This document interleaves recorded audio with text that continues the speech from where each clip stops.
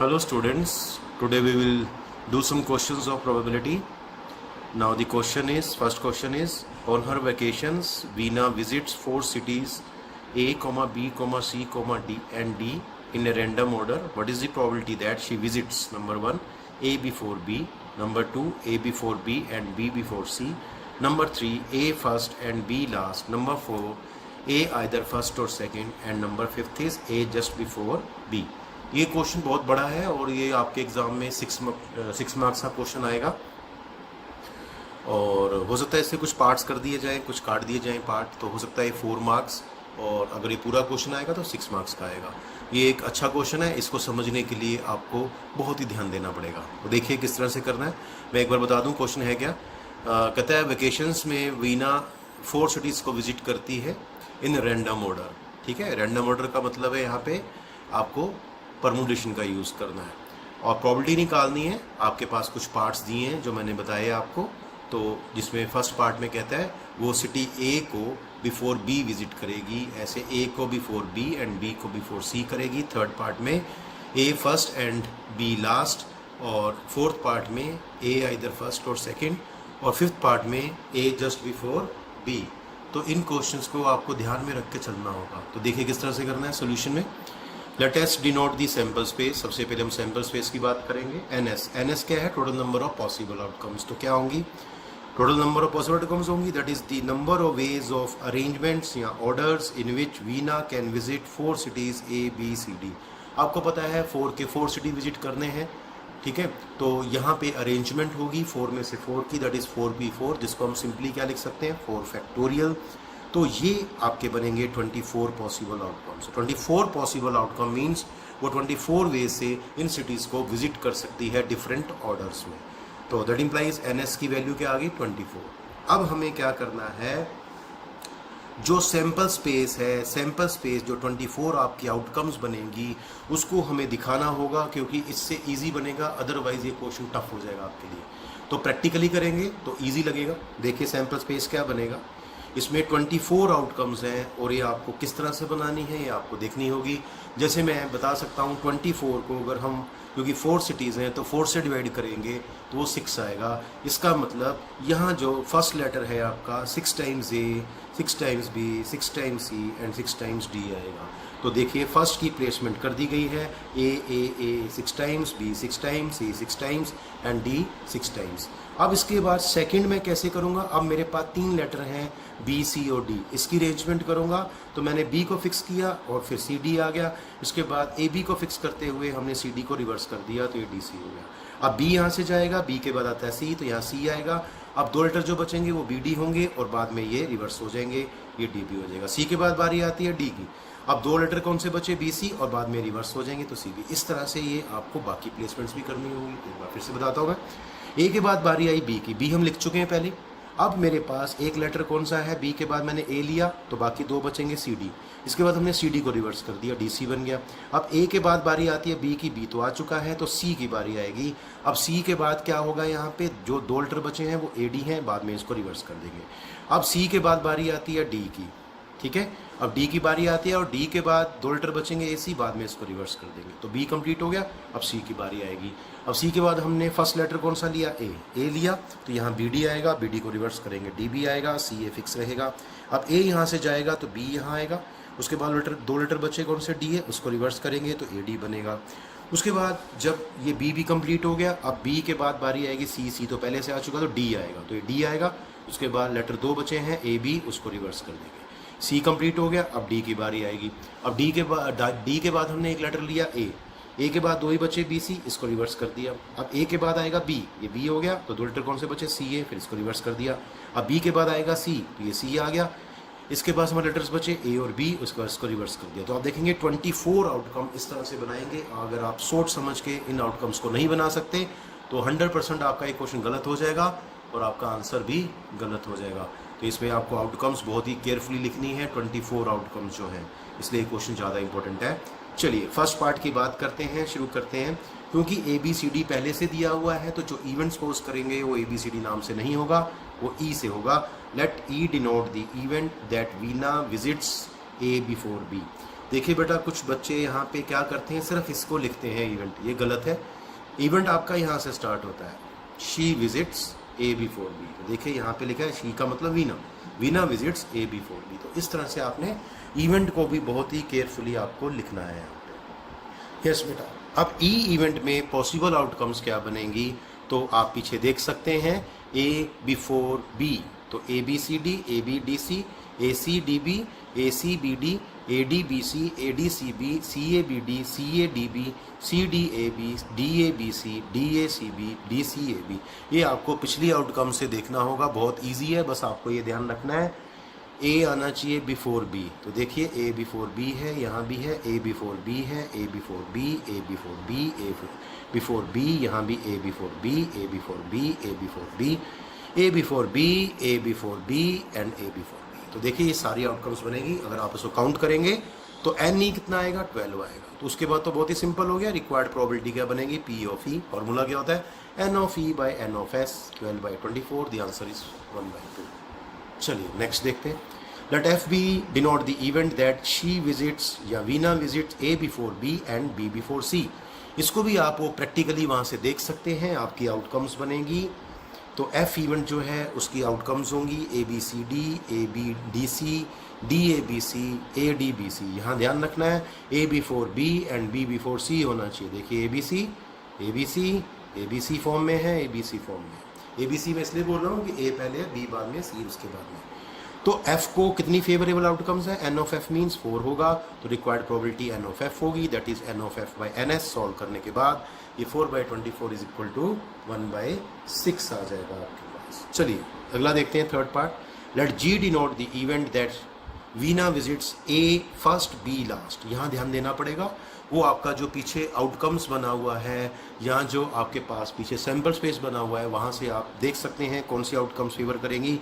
एक बनेगी ए D C B और एक बनेगी ए सी डी बी। यहाँ ध्यान रखना है ए फर्स्ट होना चाहिए, बी लास्ट में होना चाहिए, ये आपको केयरफुली देखना होगा। तो देयरफॉर एन ऑफ जी आएगा 2, तो रिक्वायर्ड प्रोबेबिलिटी बनेगी P of G that is N G by N S, 2/24 that is 1/12। आगे चलते हैं फोर्थ पार्ट की ओर। Let H, capital H denote the event that Veena visits A either first or second. मतलब A city को या तो फर्स्ट पे देखेगी या वो सेकंड पे देखेगी। तो अगर हम पीछे देखते हैं अपने सैम्पल स्पेस को या आउटकम्स को, तो आप देखते हैं ये इतनी सारी आउटकम्स फेवर करेंगी। तो एच इवेंट की जो आउटकम फेवर करेंगी वो होंगी A B C D, A B D C, A C B D, A C D B, A D B C, A D C B, B A C D, B A D C, C A B D, C A D B, और उसके बाद आएगा आपके पास B A D A B C and D A C B. तो बहुत ही carefully आपको देखना होगा। आप यहाँ देखेंगे ए फर्स्ट होना चाहिए, देखिए फर्स्ट है, या ए सेकंड होना चाहिए। देखिए यहाँ पे हर जगह ए जो है वो सेकंड पोजीशन पे है, तो ये आपको ध्यान देना होगा। और यहाँ ए फर्स्ट पोजीशन पे होना चाहिए। देखिए यहाँ पे ये है इस तरह से। चलिए तो अगर हम इसको काउंट करते हैं तो एन एच की वैल्यू आती है हमारे पास कितनी, 12। देखिए बेटा एक बड़ा क्वेश्चन है, इसमें टाइम लगेगा। Therefore required probability P of H क्या होगा, N of H by N S, it is 12/24 which is 1/2। Last part है हमारे पास। Let J be the event that Veena visits A just before B. तो A just before B मतलब साथ साथ होने चाहिए, पहले ए फिर बी। तो आप देखेंगे जो आपकी फेवरेबल आउटकम्स बनेगी वो बनेगी ए बी सी डी। देखिए ए बी एक साथ है, A B C D, C A B D, A B एक साथ है और ए पहले है, ऐसे ही सी डी ए बी और उसके बाद डी ए बी सी और डी सी ए बी। तो these are the 6 outcomes, therefore n J equal to 6 and required probability क्या बनेगी, n of G P of J that is n J by N S. ये 6/24 आएगा। Solve करने के बाद आपको 1/4 वैल्यू देगा। इसी के साथ ये क्वेश्चन कंप्लीट होता है। ये क्वेश्चन आपके एग्जाम में अगर फुल क्वेश्चन आता है, फुल पार्ट्स के साथ आता है, तो 6 मार्क्स से कम का नहीं आने वाला, क्योंकि इसमें बहुत सारे पार्ट्स हैं और बहुत ही केयरफुली करना है। आउटकम्स को बनाते हुए आपको काफ़ी ध्यान देना होगा। ठीक है, तो चलिए एक और क्वेश्चन देखते हैं। If 4 digit numbers greater than और equal to 5000 are randomly formed from the digits 0, 1, 3, 5 and 7, what is the probability of forming a number divisible by 5 when digits may be repeated. 2 part हैं इसमें। Second part में कहता है repetition of digits is not allowed. तो यहाँ आपको बहुत ध्यान से करना है क्वेश्चन, क्योंकि ये क्वेश्चन गलत होने के पूरे चांसेस होंगे आपके, क्योंकि ये क्वेश्चन इतना ईजी नहीं है। तो चलिए शुरू करते हैं इस क्वेश्चन को। सबसे पहले फर्स्ट पार्ट करते हैं। इसमें हम लिखेंगे if repetition of digit is allowed, तो यहाँ अलाउड लिखना है आपको। देखिए डिजिट्स में भी repeated means repetition of digit is allowed. अब इस केस में क्या है, हमें सबसे पहले इसके दोनों केस में अलग अलग आपके सैंपल स्पेस बनेंगे। तो देखिए let S be the sample space. अब सैंपल स्पेस हम लिख तो सकते नहीं है, इसलिए हम सीधा ही इसकी आउटकम्स लिखेंगे, पॉसिबल आउटकम्स। तो देखो उसके लिए मैंने क्या किया, ये जो पार्ट है ये बजाय यहाँ बनाने के आपको यहाँ बनाना होगा, तो ज़्यादा ईजी रहेगा आपके लिए, है ना। तो चलिए शुरू करते हैं। एन एस क्या बनेगा, एन एस पहले हम बता देते हैं क्या बनेगा। Total number of 4 digit numbers formed from the digits 0, 1, 3, 5, 7 and greater than और इक्वल टू 5000। आपका नंबर जो है वो 5000 से के इक्वल होना चाहिए या उससे ज़्यादा वैल्यू का हो सकता है, but you have to use the digits 0, 1, 3, 5 and 7। तो you have to use these 5 digits और नंबर आपका 5000 या उससे बड़ी वैल्यू का होना चाहिए। तो देखिए ये लिखने के बाद ये पार्ट आप यहाँ करेंगे। देखिए बॉक्स बना लीजिए 1, 2, 3, 4, it means there are 4 positions. ये जो प्लेस है आपके पास, ये प्लेस फिल करने के सिर्फ 2 ही वेज होंगे। क्यों? क्योंकि आपका नंबर 5000 या 5000 से बड़ा चाहिए। तो यहाँ या तो 5 आ सकता है, यहाँ 6, 7 आ सकता है। तो इसको फिल करने के 2 वेज होंगे। अब क्वेश्चन में था डिजिट्स में बी रिपीटेड और repetition is of digit is allowed. It means यहाँ कुछ भी आ सकता है 5 में से, यहाँ भी 5 में से कुछ, यहाँ भी 5 में से कुछ। तो इस प्लेस को फिल करने के 5 वेज, इसको भी 5 वेज, इसको भी 5 वेज। तो फंडामेंटल मल्टीप्लिकेशन प्रिंसिपल लगाएंगे। ज़्यादा आपको नहीं दिखाना लिख के, बस सीधा लिख सकते हैं 2 × 5 × 5 × 5। तो फंडामेंटल मल्टीप्लिकेशन प्रिंसिपल से आपके जो वेज जो नंबर बनेंगे 2 × 5 × 5 × 5 दैट इज 250 बनेंगे। तो एनएस की वैल्यू 250 आएगी, मतलब total number of possible outcomes 250 आएगी। यस बेटा।